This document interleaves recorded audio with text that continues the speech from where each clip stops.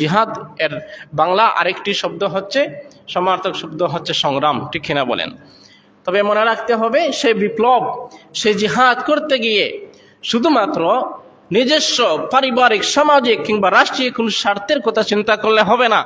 সেখানে চিন্তা রাখতে হবে একটা মানুষ সে নিপীড়িত হচ্ছে কিনা, একটা মানুষ সে নিপীড়নের শিকার হচ্ছে কিনা, তাকে নিপীড়ন থেকে ফিরিয়ে আনার জন্যে, তার স্বাধীনতা, বাক স্বাধীনতা ফিরিয়ে আনার জন্যে, আল্লাহর সন্তুষ্টিকে উদ্দেশ্য করে, আল্লাহর রেজাবন্দিকে হাসিল করার নিমিত্তে কেউ যদি বিপ্লবের সাথে আন্দোলনের কাতারে শামিল হয়, সেটাই হবে জিহাদ ফি সাবিলিল্লাহ, সেটাই হবে আল্লাহর সন্তুষ্টি অর্জনের জন্য সংগ্রাম, আন্দোলন।